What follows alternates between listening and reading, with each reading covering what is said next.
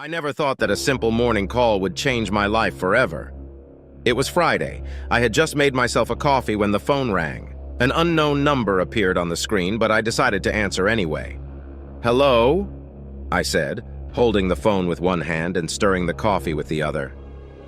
"Tom, this is Sheriff Williams. Do you know Kevin Parker?" "Yes, he is my neighbor. Is something wrong?" "Kevin is missing. We found his house unlocked and there were signs of a struggle. Can you come into our office for a few questions?" My heart started beating faster. Kevin was my childhood friend. We grew up together on this street, and the thought that something could happen to him seemed unbelievable. "Of course, I'll come now," I answered, and quickly started packing. On the way to the ward, I couldn't shake the feeling of anxiety. What could have happened to Kevin? Why did he disappear without a trace? I hoped it was just a misunderstanding, but deep down I felt it was just the beginning of something terrible. I arrived at the station where Sheriff Williams met me.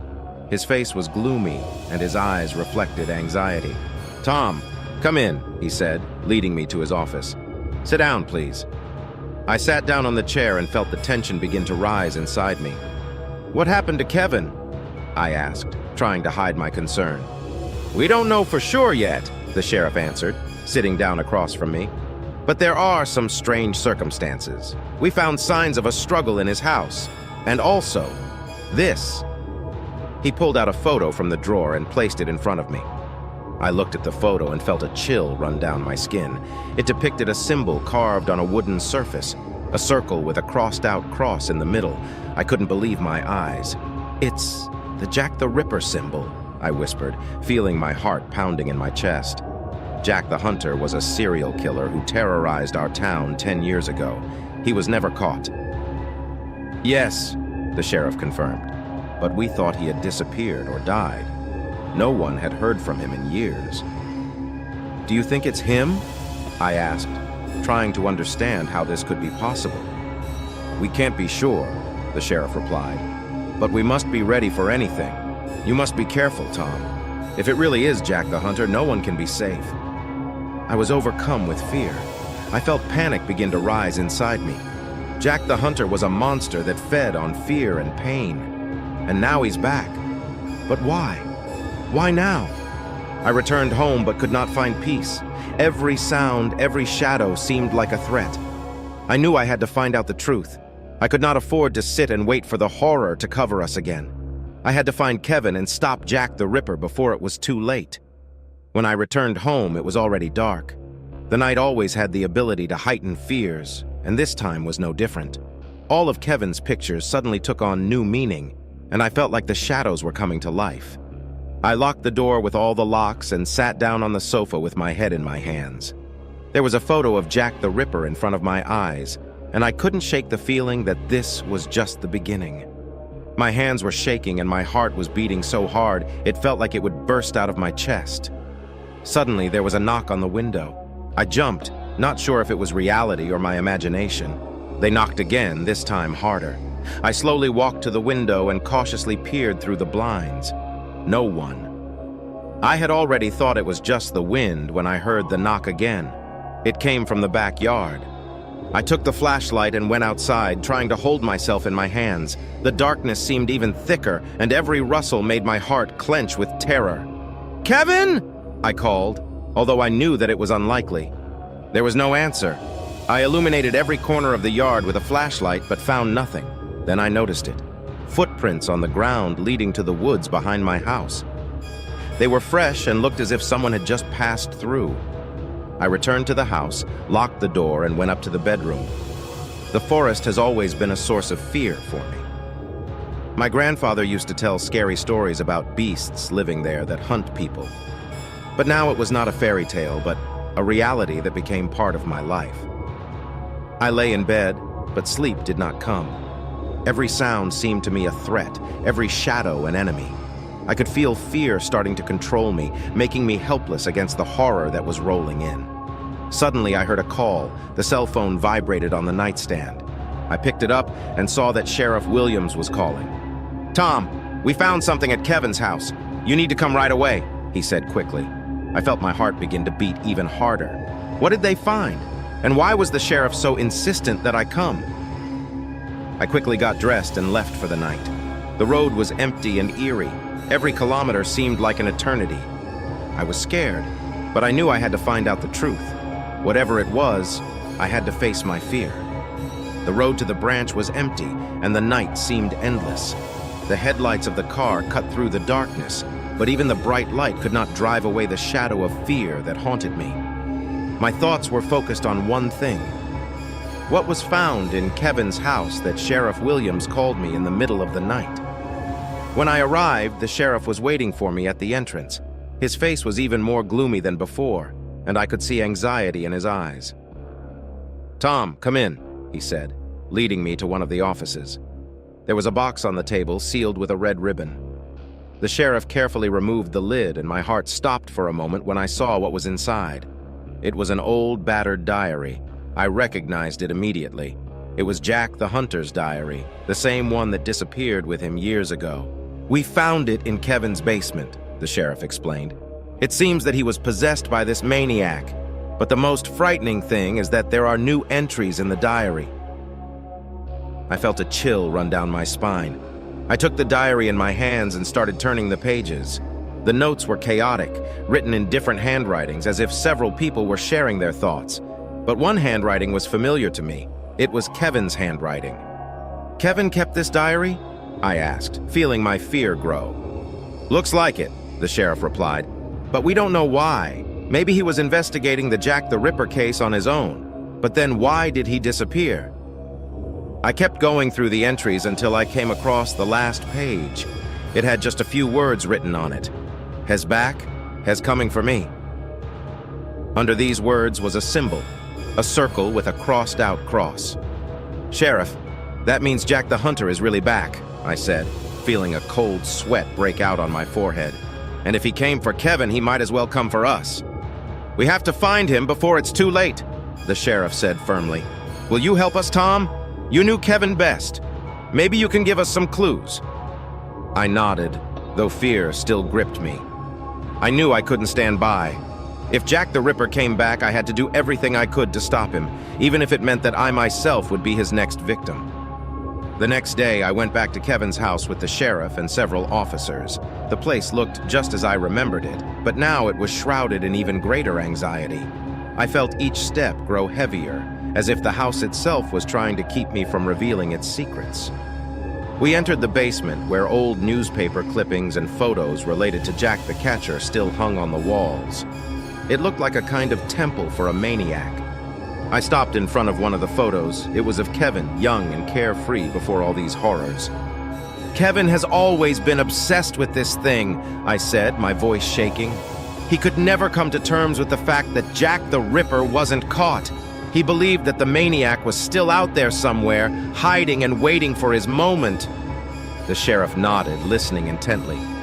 "But why now? What could have triggered his return?" I had no answer to that question. All these years, Jack the Huntsman remained a shadow of the past, and now he is back to sow terror again. Perhaps he has always been watching over us, waiting for the moment when we forget about him. "You have to be careful," I said. "Jack the Hunter is no ordinary killer. He is a master at covering his tracks and manipulating his victims." We continued to explore the basement until we found another clue, an old photograph of a place that looked familiar. It was an old motel on the outskirts of town, abandoned and neglected. "This could be where he's hiding," the sheriff said, looking at the photo. "Gotta check it out." We went to the motel, trying not to attract too much attention. The place was creepy, paths overgrown with weeds, broken windows, and doors that creaked from the slightest breath of wind. I felt each step grow heavier, as if the motel itself was trying to shield us from its secrets. "Tom, be careful," said the sheriff, coming in first. I followed him, feeling fear permeate my every move. We searched several rooms, but found nothing. And then I saw it. A Jack the Ripper symbol was carved into one of the walls. "Hez here," I whispered, feeling the panic begin to rise inside me. "Hez here somewhere, and he's watching over us." The sheriff nodded, gesturing for the officers to continue the search. We had to find him before he found us. But deep down, I knew that this battle would not be easy. Jack the Hunter was a master at what he did, and he wasn't going to give up without a fight. The darkness of the motel seemed endless, and every step seemed like a step toward one's own fear. We had to find him and stop him before it was too late. Darkness engulfed us, and every step in the motel seemed like an eternity.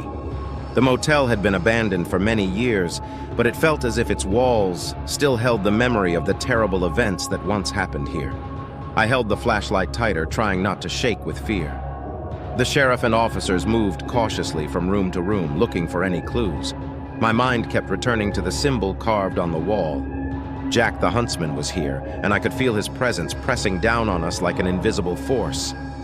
Suddenly, there was something like a whisper in the silence. I froze, listening. The sheriff signaled the officers to stop. "Did you hear that?" whispered one of the officers. I nodded, feeling a cold sweat break out on my forehead. The sounds seemed unreal, as if they came from another world. We cautiously moved in the direction where the whispers came from. Every step seemed like a step into the unknown. As we approached the door of one of the rooms, the whispers grew louder. I opened the door to find it dark inside, but my flashlight illuminated a small figure sitting in the corner. It was Kevin. His eyes were wide open, and he looked as if he had seen something so terrible that he could not speak. "Kevin!" I shouted, running up to him. "What happened? Are you okay?" He slowly raised his head and looked at me. His voice was low and trembling. "Tom, he's here. He's watching us." I felt a chill run down my spine. "Who? Jack the Hunter?" Kevin nodded, his eyes full of fear. "He's playing with us, Tom. He wants us to find him. He's enjoying our fear." The sheriff and officers approached, trying to figure out what was going on. "We have to get out of here," the sheriff said. "It's a trap." We started to move towards the exit, but suddenly we heard a loud creak. The door closed behind us and we were in the dark. Panic began to rise inside me. We were trapped, and Jack the Trapper was there. "Stay together," the sheriff ordered. "We will find a way out." But deep down I knew it wouldn't be easy. Jack the Hunter was a master at his game, and he would leave us no chance of salvation. We were in his trap, and he was playing with us, enjoying our fear. Darkness engulfed us, and we tried to find our way out of the motel, but all the doors seemed to be locked. Panic gripped each of us, and every sound sounded like a threat.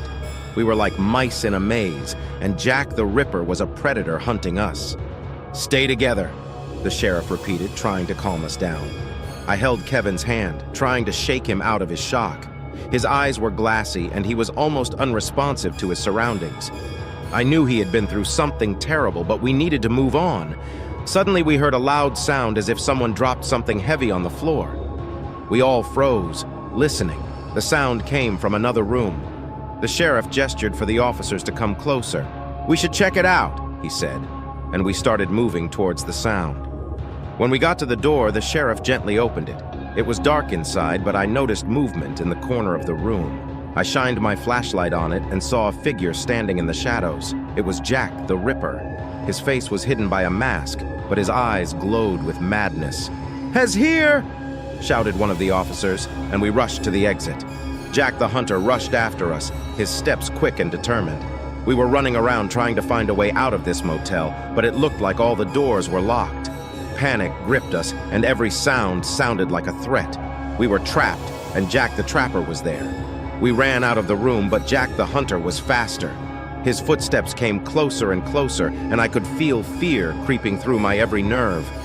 We ran down the corridor looking for an exit, but all the doors were closed. The sheriff tried to break down one of the doors, but to no avail. "We must find another way out," I shouted, trying to hold back my panic. We turned the corner and found ourselves in another corridor. It was a little brighter here, but it didn't add to our peace. I looked back and saw that Jack the Hunter was already a few meters away. His eyes glittered in the darkness, and I could feel his gaze piercing through me. "Rather!" shouted the sheriff, pointing to the door at the end of the corridor.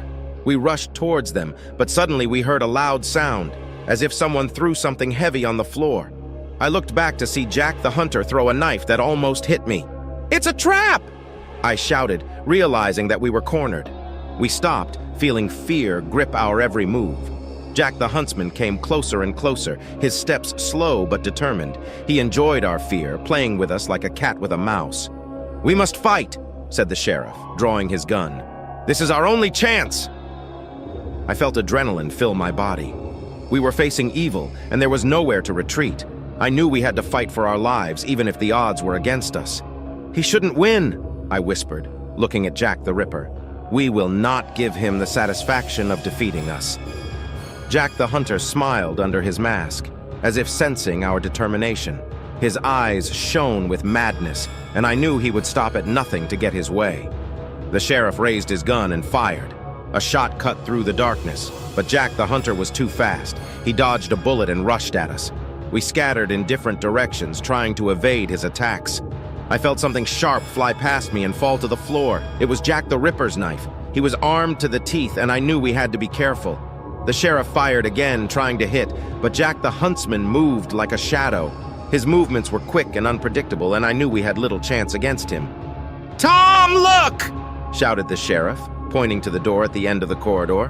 They were half open, and this was our only chance of salvation. We rushed to the door, but Jack the Hunter was faster. He jumped up to me and grabbed my hand, feeling his cold fingers squeeze me. I tried to break free, but his grip was too strong. "You will not escape," he whispered, his voice low and menacing. I felt the fear come over me, but I couldn't give up. I mustered all my strength and punched him in the face. He let go of me, and I fell to the floor. "Tom, hurry up!" shouted the sheriff, pulling me off the floor. We rushed to the door and ran outside. The fresh air enveloped us, but we did not stop. We ran without looking back. The motel was gone, but I knew it wasn't the end. Jack the Ripper was still out there, and he wasn't going to stop until he got his way. "We have to get back to the station," the sheriff said, panting from running. "We must muster all our strength and find him." I nodded, feeling the adrenaline gradually subside. This was only the beginning of our battle. Jack the Hunter was a strong and cunning enemy, and we had to be ready for anything. The darkness gradually dissipated, but the fear remained. We knew that even more terrible tests were ahead of us. But we will not give up. We will fight to the end to stop this maniac and put an end to his terror. Returning to the department, we were on the verge of physical and emotional exhaustion. The sense of danger still gripped our hearts. We knew that Jack the Ripper was around, and we had to be ready for new challenges. The sheriff called an emergency meeting. He laid out a map of the city and its surroundings on the table, marking the places where Jack the Hunter had previously appeared. Our task was to find him and stop him before he strikes again. "We are dealing with a very dangerous enemy," the sheriff said, looking at each of us. "He is a master at covering his tracks and manipulating our fears. We must be alert and ready for anything." We were divided into several groups, each of which had to search a certain area of the city. I was in a group with the sheriff and 2 officers. We went to one of the abandoned warehouses on the outskirts of the city.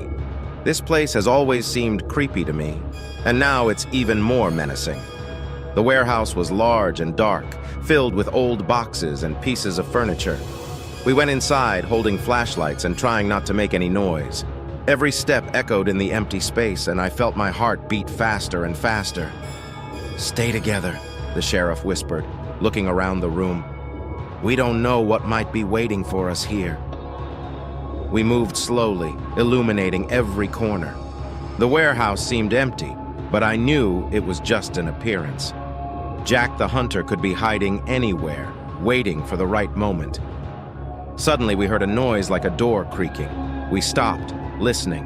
The noise came from deep inside the warehouse, and I felt a chill run down my spine. "Hez here," whispered one of the officers, holding his gun at the ready. "We have to be careful." We continued in the direction of the noise, trying not to make a sound. Every step felt like a step into the unknown, and I felt the fear creeping over me more and more. We approached the door where the noise was coming from, and the sheriff carefully opened it. It was dark inside, but I noticed movement in the corner of the room. I shined my flashlight on it and saw a figure standing in the shadows. It was Jack the Ripper. His eyes glittered in the darkness, and I could feel his gaze piercing through me. He smiled under his mask, as if enjoying our fear. "Did you think you could find me?" His voice was quiet but threatening. "I'm always one step ahead." The sheriff raised his gun, but Jack the Hunter was faster. He rushed at us, and we scattered in different directions, trying to dodge his attacks. I fell to the floor, feeling the cold metal fly past me. It was Jack the Ripper's knife. His movements were quick and precise, and I knew we had little chance against him. "We have to stop him!" shouted the sheriff, trying to aim. I gathered all my strength and rose to my feet. We had to fight even if the odds were against us. I knew that Jack the Ripper would stop at nothing, and we had to be ready for anything. The battle was brutal and merciless.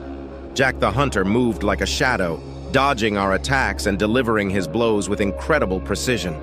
The sheriff and officers tried to restrain him, but he was too fast and strong. I could feel every punch going through my body, but I couldn't give up. We had to stop him before it was too late. I mustered all my will and rushed at him, trying to wrest the knife from his hands. Our bodies collided, and I felt cold metal pass my shoulder. Pain shot through me, but I didn't back down. We struggled, and I felt each blow bring us closer to the end of this horror. We fell to the floor, and I felt Jack the Hunter trying to break free. I grabbed his arm, feeling his strength begin to weaken. The sheriff ran up to us and fired, hitting the maniac in the leg. Jack the Hunter screamed in pain and fell to the floor. We quickly tied him up, trying to prevent any movement. His eyes still glittered with hatred, but I felt that we had won this battle. "We did it," the sheriff said, panting. "We stopped him." But deep down, I knew that this was only a temporary victory. Jack the Hunter was a master at his craft, and we couldn't be sure he wouldn't find a way to escape. We had to remain alert, ready for new challenges. Jack the Ripper was in custody, but I couldn't shake the feeling that it wasn't the end. His gaze haunted me even in my dreams, and I knew that this horror would not leave me so easily. One evening, as I was walking home, I felt someone watching me. I looked around, but the street was empty. Darkness covered everything around me, and I felt the fear come over me again. I quickened my pace, trying to push those thoughts away, but the feeling of danger did not disappear. When I reached my house and opened the door, I heard a soft sound, as if someone whispered my name. I froze, looking around, but the house was empty. I felt a cold sweat break out on my forehead and realized that this horror was not over yet. Jack the Ripper had left his mark on my life, and I knew he would be back. After I locked the door, I tried to calm myself down, but anxiety did not leave me. I turned on all the lights in the house, hoping that the brightness would dispel the shadows of fear. However, it seemed that every corner hides danger. I picked up the phone and called the sheriff. His voice was calm, but I could sense that he was also feeling the tension. "Tom, don't worry. We'll do everything we can to keep Jack the Ripper from escaping," he assured. "But what if he already found a way? What if he's here in my house right now?" My voice trembled. "Stay home and don't open the door to anyone. I'll send a patrol to check the area," the sheriff said. I hung up and tried to calm down, but anxiety did not leave me. I knew that Jack the Hunter was cunning and treacherous, and I could not be sure of my safety. The night passed in tense anticipation. I could not sleep. Every sound seemed threatening. Finally, as dawn broke, I felt a little calmer. I decided to check the mailbox, hoping to find at least some news from the patrol. When I went outside, I noticed that everything was quiet. But when I opened the mailbox, my heart stopped. Inside was an envelope without any markings. With trembling hands, I opened it and saw a photograph. It was me, photographed through the bedroom window where I was sleeping. Under the photo was written, "I'm always there."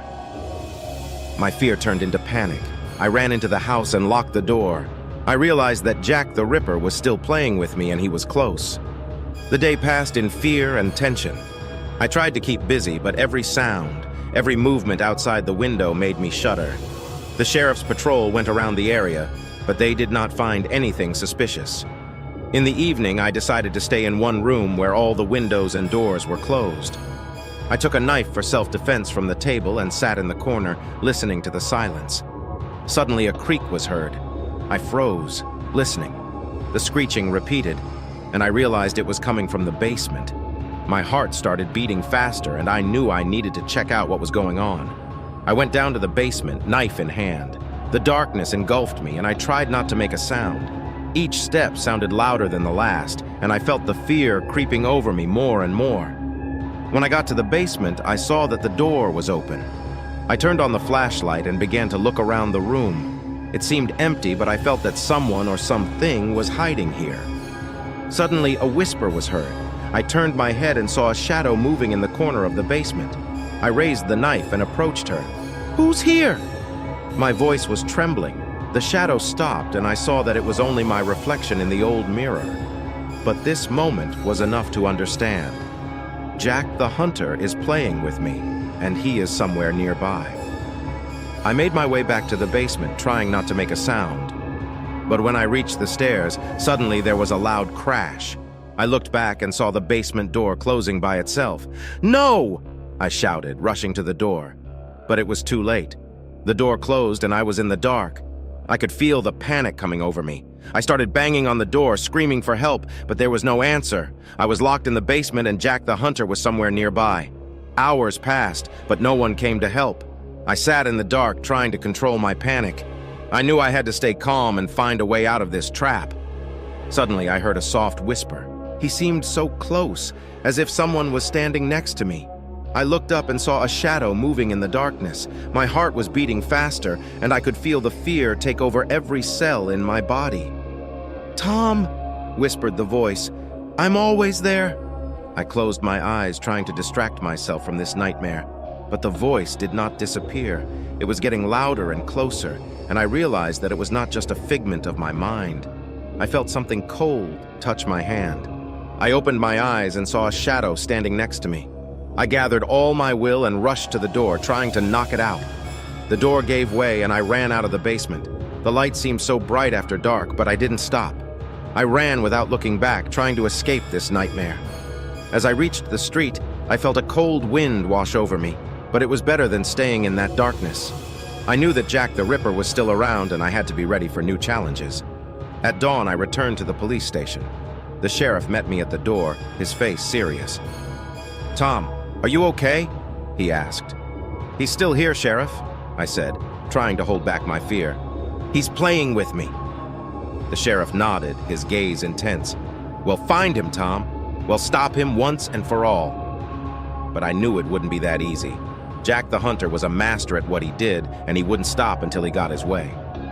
My fear became my constant companion, and I knew that even more terrible trials lay ahead. The days passed in constant tension. The sheriff and other officers and I patrolled the city continuously, checking every suspicious movement. Jack the Huntsman was still at large, and each of us felt that the end of this nightmare was drawing near. One evening, we received information about strange activity in an old abandoned house on the outskirts of town. This place has always been creepy, and I knew we had to check it out. I and a few other officers went there, ready for anything. The house was dark and gloomy. We went inside with flashlights at the ready. Each step echoed loudly in the silence, and I could feel the tension building. We split up to search every corner of the house. Suddenly, I heard a noise in the attic. I gathered all my will and went up the stairs. When I reached the attic, I saw a shadow moving in the darkness. My heart sank when I realized it was Jack the Hunter. "You're not getting away this time," I said, trying to stay calm. Jack the Huntsman smiled under his mask. "You think you can stop me?" I raised my gun, aimed at him. "This is the end. Your nightmare will end here." Jack the Hunter lunged at me and I fired. A bullet hit him in the shoulder, but he did not stop. We collided and I felt him try to wrest the gun from my hands. Our bodies collided and I could feel the adrenaline pumping through my veins. The battle was brutal and merciless. I gathered all my strength, trying to hold the advantage. Finally, I hit him with all my might and he fell to the floor. I walked up to him with my gun at the ready. "This is the end," I said, trying to stay calm. "You won't hurt anyone again." Jack the Huntsman smiled, his eyes sparkling in the darkness. "You think you've won? This is just the beginning." I fired again and his body froze. I stood over him, feeling the tension gradually subside. But deep down, I knew that this nightmare would stay with me forever. Epilogue: The Shadow of the Past. After we stopped Jack the Ripper, the city gradually returned to normal life, but nothing was the same for me. His words haunted me in my dreams, and I knew that this nightmare had left its mark on my life forever. I stood in the doorway of my house, looking at the quiet street. Everything seemed to fall into place, but I knew that the shadows of the past would never completely disappear. Life went on, and I tried to find peace in the everyday. But every time I heard a strange noise or saw a shadow in the dark, I remembered the horror we had experienced. and I knew that even after Jack the Ripper died, his legacy of fear and terror would stay with me forever. This nightmare is over, but others could start at any moment, and I must be ready to protect myself and those I love. Life goes on, but fear is always there. This content may violate our terms of use. If we've made a mistake, let us know by giving this answer a thumbs down. Several months had passed since the death of Jack the Ripper, but the town was still reeling from the horror he had brought. I tried to return to a normal life, but the fear and shadows of the past did not leave me. Everyone said I was a hero, but I didn't feel like one. Every night was a test. Every unfamiliar sound made me shudder. One day, late at night, I was sitting in my office going through old records. Suddenly, the doorbell rang. I got up feeling a little excited. When I opened the door, an unfamiliar woman was standing in front of me, dressed in a dark cloak. "Tom Brown?" she asked in a cold voice. "Yes, it's me. How can I help?" I answered, trying not to show my concern. "My name is Sarah. I'm a journalist and I'm working on an article about Jack the Ripper. I need your help," she said, looking me straight in the eye. I invited her inside and we sat down at the table. She unfolded her notes and began to talk about her work. She found new details about Jack the Trapper's life that could shed light on his motives and methods.